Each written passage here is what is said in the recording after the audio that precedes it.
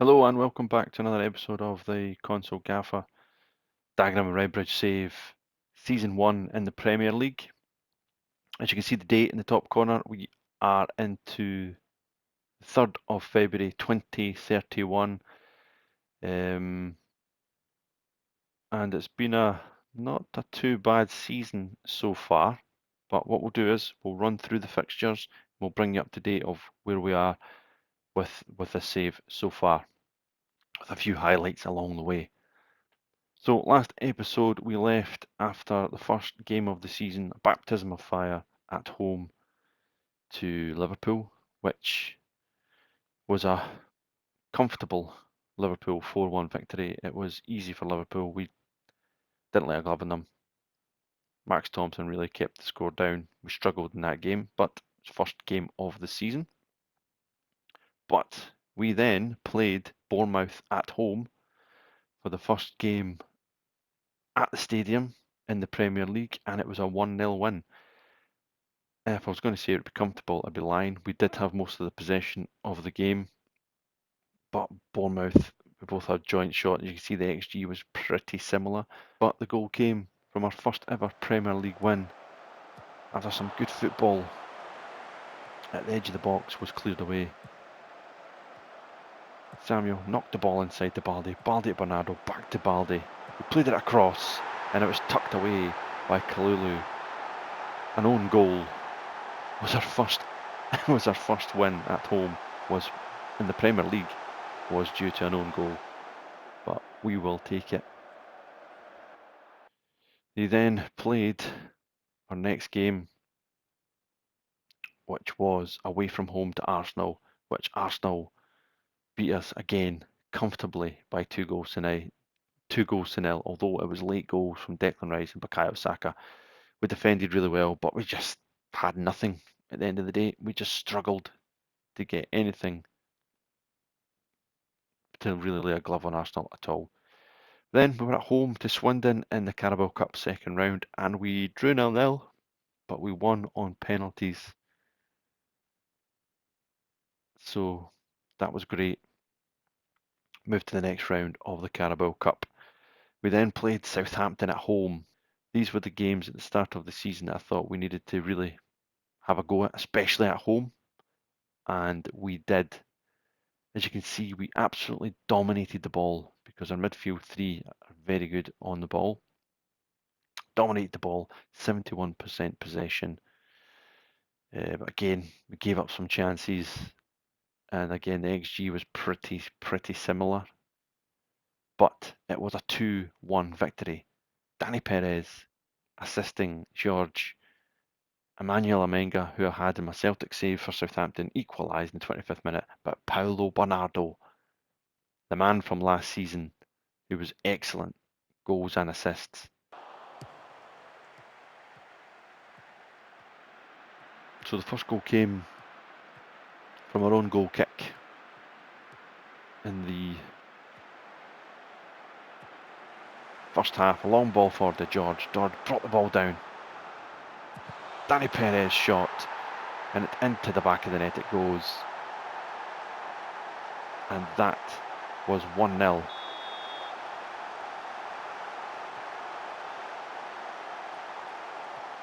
But not long after we scored,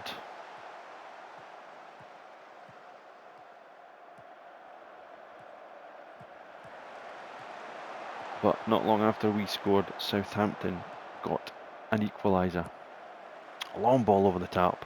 Emmanuel Amenga with a great first touch, and he'd done what he'd done in my Celtic save. Punish his teams. He's a good player. I'd recommend you trying to sign him. I'm going to try and sign him for Dagenham Redbridge if we can survive the Premier League next season.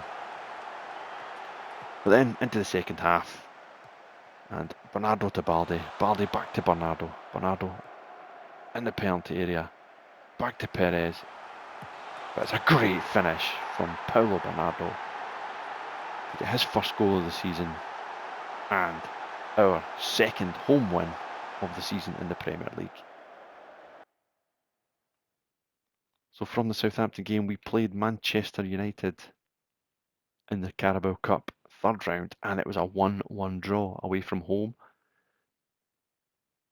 incredible 1-1 draw, to be fair, but we lost on penalty kicks. We just didn't do the business, and that was that.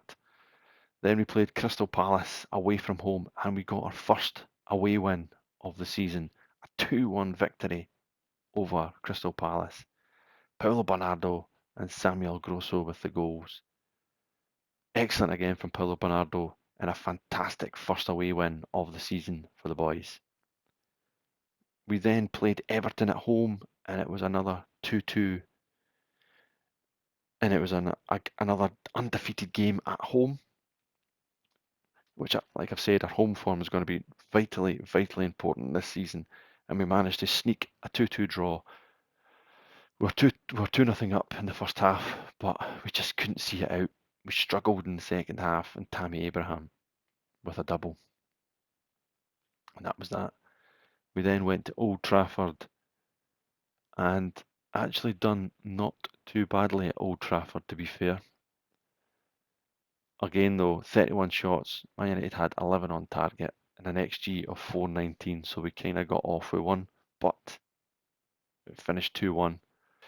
We followed that up with our first home defeat of the season to Newcastle. It was always going to be difficult. Newcastle are a top side, top side, and we fell 2-0 behind in the first half. But George got one back late on, but we just couldn't salvage anything. As you can see with the ratings, we were not good at all in the match. But we went to Spurs, and it was a late equaliser. Samuel Grosso with the equaliser away from home to Spurs. Got us a point on the road, which was, it's important to be picking up the odd point here and there as well on the road, and we did. 2-2 draw against Tottenham. We then played again at home against West Ham, and it was a 1-1 draw, which will take all day long. As you can see, Perrone got sent off after 11 minutes. George scored in the 56th. We just couldn't see it out, as Juve scored in the 78th minute, and then they really pummeled us late on in the game, but we held on for a valuable point. But then, big one, team round about us at home. We had to win this game. I earmarked this game for a definite win. It wasn't easy. It was not easy. But we got off to the best possible start early doors. Grossi with a fantastic finish into the back of the net. And Coventry's Onana, he just couldn't save it. And that was 1-0 to the Daggers. And then midway through the first half, another ball into the penalty box. Santiago at the edge of the box. A fantastic ping into the top corner. And the man who's been helping us in the lower leagues, striking one in the top corner to give us a 2-0 lead. But not long after that, Coventry got one back. Hudson-Odoi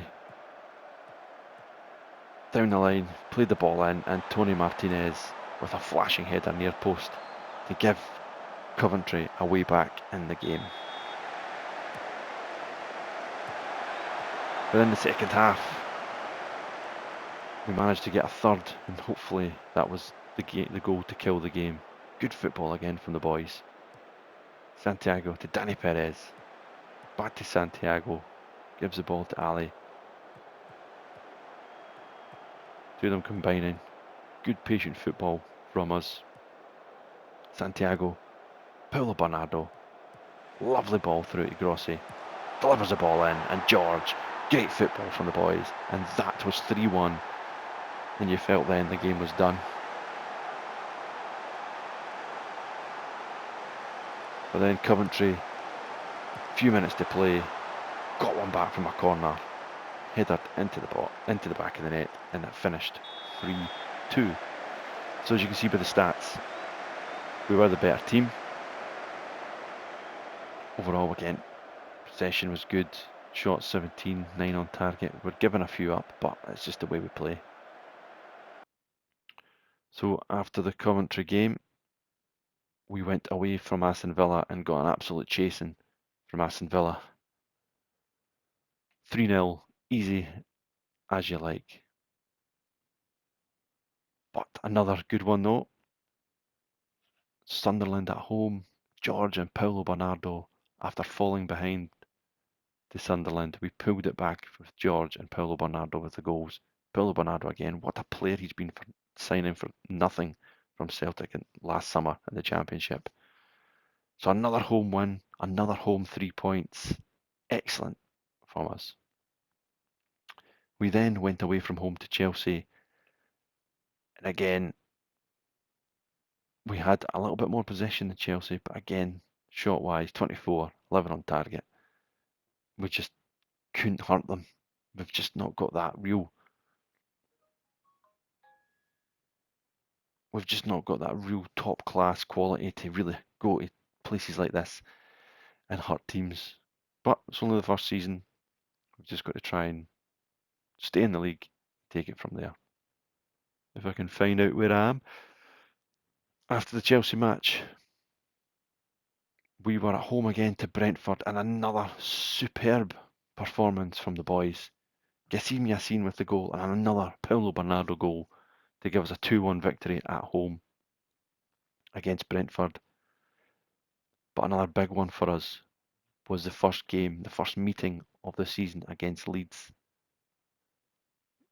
They won the Championship last season. They beat us on the final day of the season.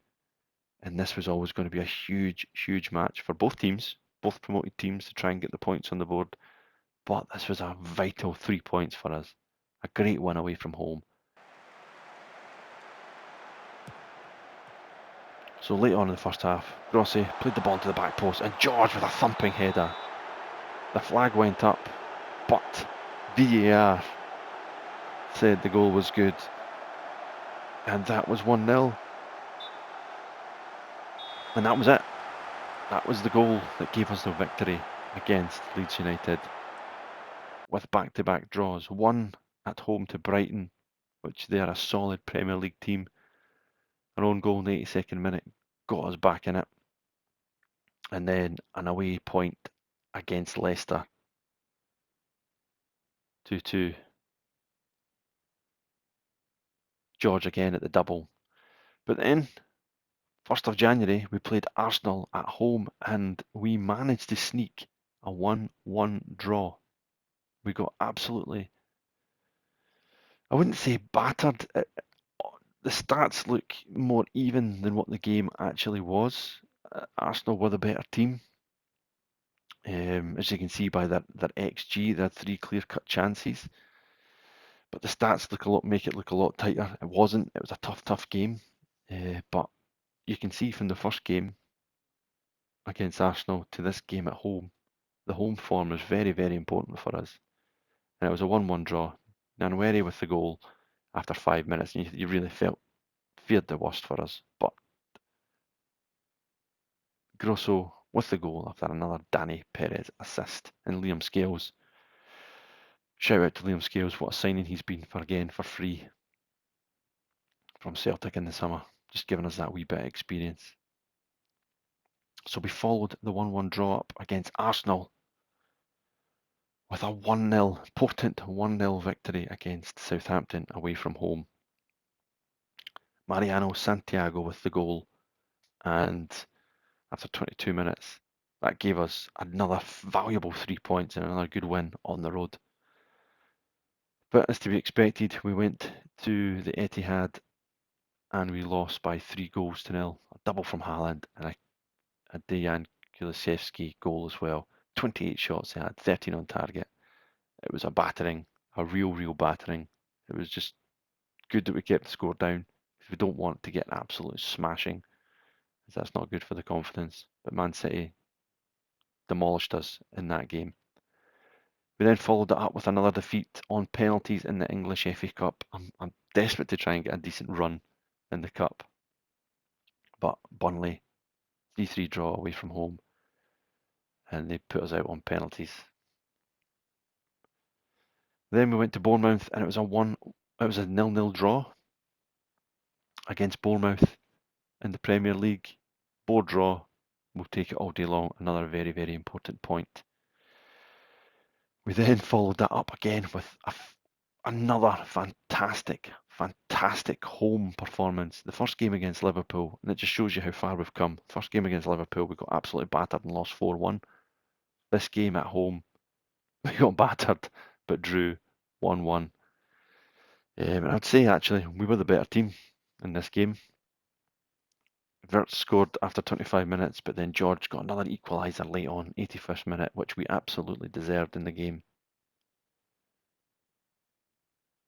So you can see the progression that we've made from the first game of the season to this game of the season. And it was very, very even. Very even. We had more possession, we had more shots, we had more shots on target, we had a better XG. They had 2 more clear-cut chances, but passes completed were the same. Crosses completed, we were better. You know, so even game. Another fantastic home performance and a home point. And then we beat Crystal Palace at home by 2-1. It was a crazy game. We were 1 up. We'll just show you the highlights there. We'll show you the highlights in a second.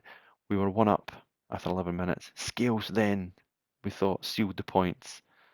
But then it was a late 93rd minute goal that got Crystal Palace back in, gave us a late scare. But again, comfortable in the match. 63% possession, 19 shots. By far the better team. So again, it's been important when we've been at home to get the first goal. And more often than not, we have had the first goal when we've been playing at home. And this game was no different. Picked up by Morrison. Peroni. Elenic. Gave the ball to Peroni. Paulo Bernardo again, who stayed fit this season. Brilliant touch from Balde. Went to the byline, cuts it back to Elenic. Into it goes. Balde, good play. Back to Yassin. And that was a fantastic finish from Yassin to give us the lead.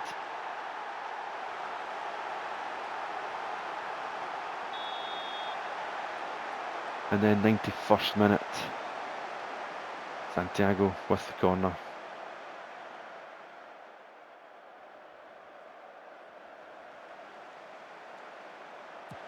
Delivered. And there it is, Liam Scales with a beautiful thumping header into the back of the net. And that was 2-0. And you would have thought game, set and match. But it wasn't to be. As comfortable as we thought, as in the 93rd minute. Crystal Palace did get a goal back.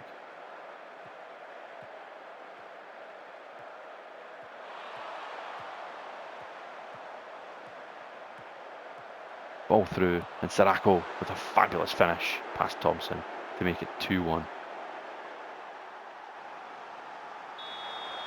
And that's the way it finished in the match. Another fantastic 3 points for the boys. Another good defensive performance as well. And then, just when we thought, right, we're undefeated in 3, we got crashing back down to earth with our latest result there, our latest match against Everton in a 4-1 thumping. It was 2-0 at half time.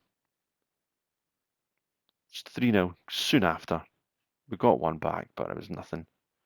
1,000 fans followed us over there, but again, we did dominate possession. But Everton were just showed us what a good Premier League team can do. And we've got to be at it in every single game. And if we're not at it in every single game, this is what can happen. So yes, that is the update up until this point on the 2nd of February as we are here. And we will show you the league table. So the league table looks like this. Arsenal up the top after 25 games, a point clear of Liverpool, 7 clear of Manchester City, but City have a game in hand. So it's Arsenal, Liverpool, City, West Ham's up there, Chelsea, Newcastle, Everton, Villa, Spurs, United, and then Dagenham and Redbridge, sitting on 35 points after 25 games, followed by Brentford, 2 points behind us, then Leicester on 33, Brighton on 33, Crystal Palace 24, Sunderland on 22, Southampton on 17, but more importantly, as you can see, the bottom three, Leeds are on 16, Coventry are on 15, and Bournemouth are only on 12. So we are a full 20 points clear, well, 19 points clear of the bottom side, which is excellent. So we'll take that all day long, and that's what we've got to aim for. I didn't really know what to expect this season with the group of players that we've got, but we've actually done excellent. We really, really have done excellent. We've scored 30 goals, we've conceded 39, we've got minus goals of -9. We've won 9, we've drawn 8, and we've lost 8 as well. And if you see the teams that we've lost against,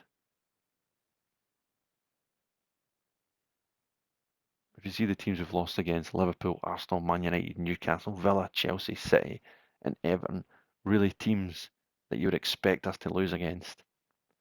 Contrast that with the teams we've won against, with the 9 games. Bournemouth, Southampton, we've beaten Southampton twice, we've beaten Crystal Palace twice, obviously we've got Coventry to play again, Sunderland, we've beaten Brentford, we've beat all the teams round about us that I would expect us to give a good game to and get some points from, which we're looking forward to. And the teams we've drawn against, I mean, Leicester away from home, I'll be hoping to beat them at home. Bournemouth away from home, good point against a team who's bottom of the table away from home. We've drawn with Liverpool, we've drawn with Spurs, we've drawn with Arsenal at home, and Everton at home, and West Ham at home, and Brighton at home. So we've really had a great season up to this point. I'm absolutely delighted, and if we can finish mid-table in our first season, that would be spectacular. But we're only a point behind Man United. We're only 3 points behind Spurs. We're 6 points behind Aston Villa. So, but I'm not really, I mean, like I said, I'd be happy to finish 17th at the start of the season. Right now, I would like to think with 13 league games left to play that we are more or less safe, but we can't go with that. We just have to keep playing and keep doing what we can do and trying to win as many football matches as we possibly can. I mean, contrast that with the season predicted table. It was Coventry, Southampton, and Dagenham Redbridge. We were supposed to be rock bottom of the table, but we are not. We are in there. We are sitting in 11th place.